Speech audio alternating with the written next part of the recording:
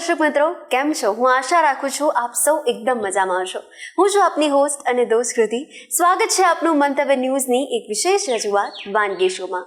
Title sponsored by LG Bandhani Hing, essence of authentic taste since 1894, co-presented by Varmora homeware and Mother's Recipe પ્રાઇમનો સ્વાદ. દર્શક મિત્રો, આજે જે પહેલી વાનગી બનવા જઈ રહી છે તેનું નામ છે સંજીવની ગોળી.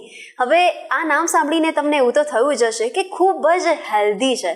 હવે જ્યારે શિયાળાની ઋતુ આવે ત્યારે પણ બનાવી અને ચોમાસાની ઋતુ આવે ને ત્યારે પણ આપણને આ વાનગી બનાવવાની યાદ આવે અને એવું થાય કે કંઈક હેલ્ધી મીઠાઈ મારે બનાવી છે તો ચોક્કસથી આ બનાવી શકાય.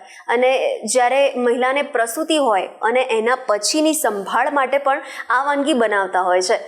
તો ચાલો આવી હેલ્ધી વાનગીની આપણે સૌ શરૂઆત કરીએ અને આપણા મહેમાને પણ મળીએ. દર્શક મિત્રો, આજે ફરી એકવાર આપણી સાથે કુકિંગ એક્સપર્ટ જિગીશાબેન મોદી જોડાઈ ગયા છે. જિગીશાબેન, આપનું ખૂબ સ્વાગત છે વાનગીના રસોઈ. Thank you. તો આપણે દર વખતે અલગ અલગ વાનગી બનાવતા હોઈએ છીએ. કોઈક વખત ઇટાલિયન વાનગી હોય, કોઈક વખત કેક હોય મીઠી મીઠી, અને પછી આજે તો એકદમ હેલ્ધી વાનગી છે.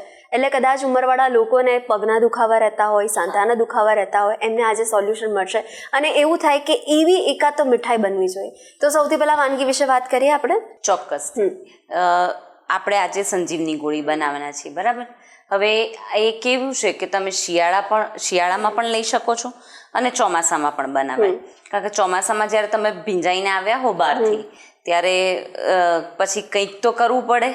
દવા તો લેશો પણ એ સિવાય ઘરગથ્થુ ઉપચાર, સૌ પહેલાં મમ્મી ઘરગથ્થુ ઉપચાર જ આપે, એટલે આપણે પહેલાં એ ઘરગથ્થુ ઉપચાર જે છે એ આપણે બનાવીએ છીએ. ચોક્કસ. અને એ ફક્ત તમે કહ્યું એમ કે શિયાળા ચોમાસા નહીં, એ પ્રસૂતિ પછી પણ આપણે આપી શકીએ છીએ. બિલકુલ. તો હવે આપણે ઇન્ગ્રીડિયન્ટ્સ પણ જોઈ લઈએ. ચોક્કસ. સંજીવની ગોળી છે એટલે સૂંઠ, ગંઠોડા, ઘી, ગુંદર છે, આ તળેલો ગુંદર, અને બદામની કતરણ છે, કોપરું છે, ગોળ છે. ઓકે, એટલે પરંપરાગત પણ કહી શકાય અને એકદમ પોષણક્ષમ પણ કહી શકાય. ચોક્કસ. તો સૌથી પહેલા શું કરીએ છીએ આપણે? સૌ પહેલા છે ને આપણે આ જે કાચો ગુંદર છે એ તળી લઈએ છીએ. ઓકે. એના માટે આપણે ઘી લઈશું. સૌથી પહેલા આપણે ઘી લઈએ છીએ. આ બધી જ વસ્તુમાં ઘી છૂટથી વાપરવાનું. આપણે અત્યારે તો તળવા માટે, ગુંદર તળવા માટે લઈએ છીએ, પણ હું હજી પણ કહું છું કે શિયાળા ચોમાસામાં તમે જે કંઈ બી બનાવો એમાં ઘીમાં બહુ કંજૂસી નહીં કરવાની. ઓકે. આ લગભગ મેં 3 ટીસ્પૂન જેવું લીધેલું છે ઘી.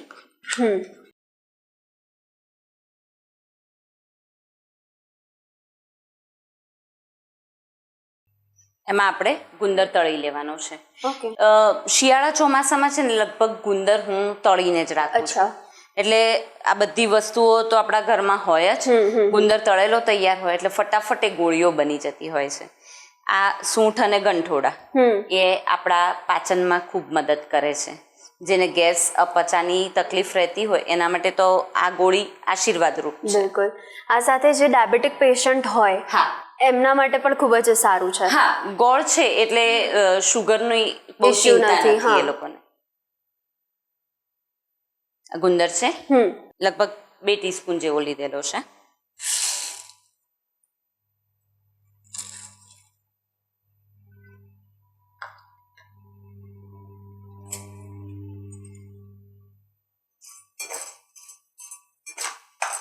ગુંદર જે છે એ કમરના દુખાવામાં ખૂબ લાભકારક છે. તમે આપણે વાત કરીએ એમ સુવાવડ પછી જે કમરનો દુખાવો રહેતો હોય તો એ લોકો માટે આ બહુ જ સરસ છે. અચ્છા, જેને લાંબો સમય ખુરશી પર બેઠા રહેવાનું હોય, ટેબલ વર્ક હોય, એ લોકોને પણ કમરના દુખાવા લાંબા સમય થતા હોય છે, તો એ લોકો માટે પણ આ રીતે ગુંદર બહુ સરસ છે.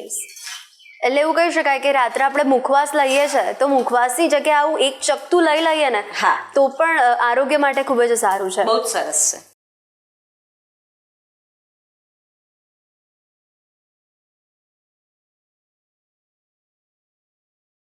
સૂંઠ અને ઘી એ બે વસ્તુ ભેગા થાય ને એટલે શરીરને ગરમ રાખે. એટલે મેં કહ્યું એમ કે તમે ભીંજાઈને આવ્યા હો તો તમને આમાં થોડી હેલ્પ રહે. યસ.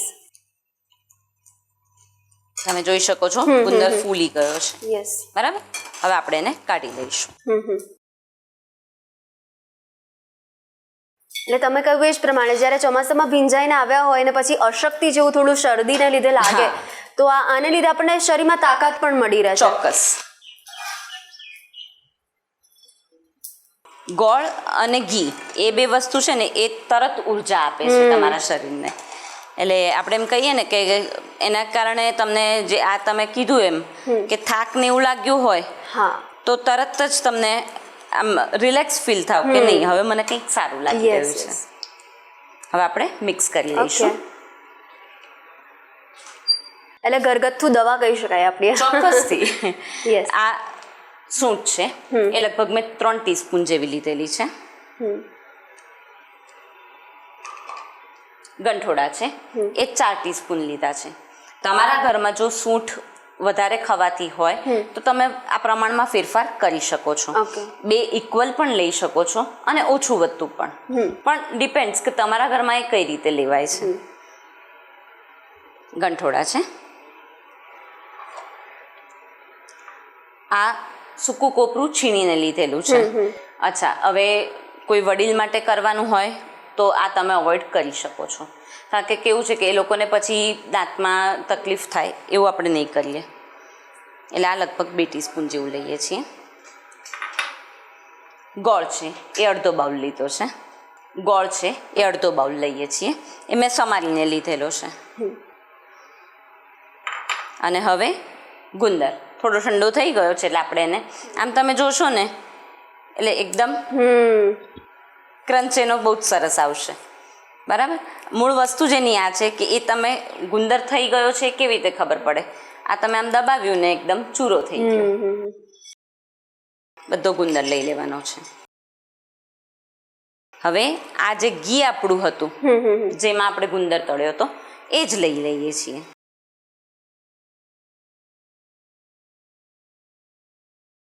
તમે જ્યારે આ મિક્સ કરશો તમને એવું લાગે કે હજી ઘી ઓછું લાગે છે તો આપણે બીજું એડ કરી દેવાનું.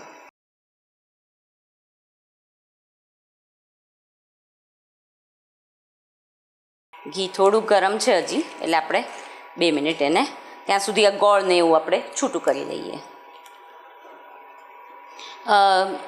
અમે જૈન છીએ અને પર્યુષણમાં આ ગોળી અવશ્ય બનાવીએ. અચ્છા. હા, કારણ કે કેવું થાય કે તમે કઠોળ ખાધું હોય એટલે ક્યારેક પાચનમાં પ્રોબ્લેમ થતો હોય તો એને કારણે થોડું સારું રહે.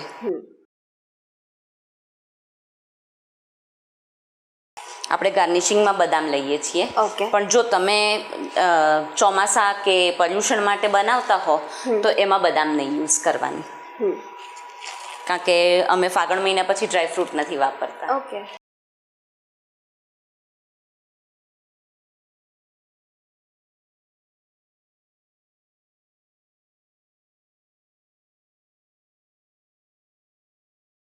તો આ સિવાય પણ આજે એક મીઠાઈ જ આપણે બનાવી રહ્યા છે, બરોબર? હા.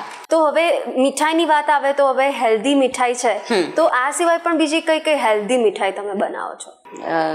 જો શિયાળામાં તો છે ને પેદ વારંવાર બને, બરાબર. પછી મીઠાઈની વાત કરીએ ને તો આપણે પેલું ચ્યવનપ્રાશ છે એવું પણ લઈ શકીએ છીએ.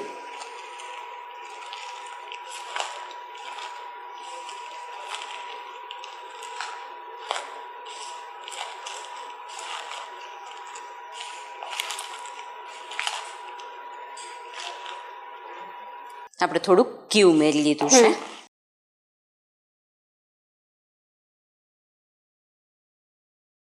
એ ઘી ઉમેરી લીધું એટલે તમે જોઈ શકો છો કેવું સરસ કણક જેવું બંધાવા માંડ્યું છે.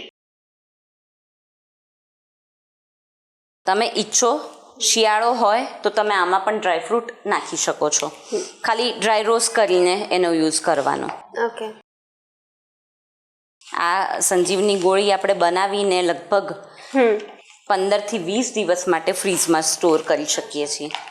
હું મારા દીકરાને મોકલું છું તો એ મહિના સુધી રહે છે. સરસ. ઓકે. એટલે જો ઠંડુ વાતાવરણ હોય તો વધારે રહી શકશે. યસ. સરસ કણક બંધાઈ ગઈ છે.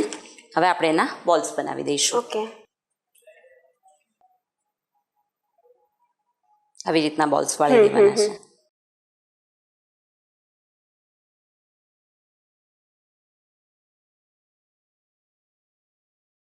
આપણે જ્યારે આ ખાઈશું ને ત્યારે અંદર થોડું ગુંદરનો ક્રંચ આવશે, કોપરું છે એટલે આમ ખાવાની પણ મજા આવશે. યસ.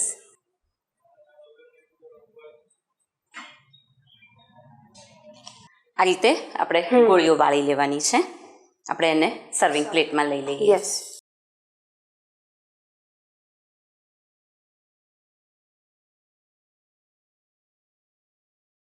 મેં કહ્યું એમ પર્યુષણ માટે જો બનાવતા હો બદામ એવોઇડ કરવાની. તો બદામ અવોઇડ કરવાની.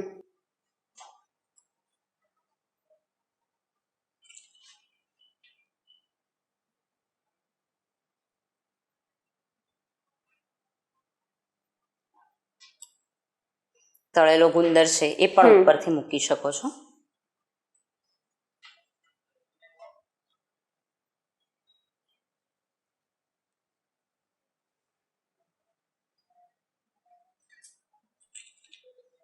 આમાં આપણે લોટનો ઉપયોગ નથી કર્યો એટલે આ લાંબો સમય સારી રહે છે.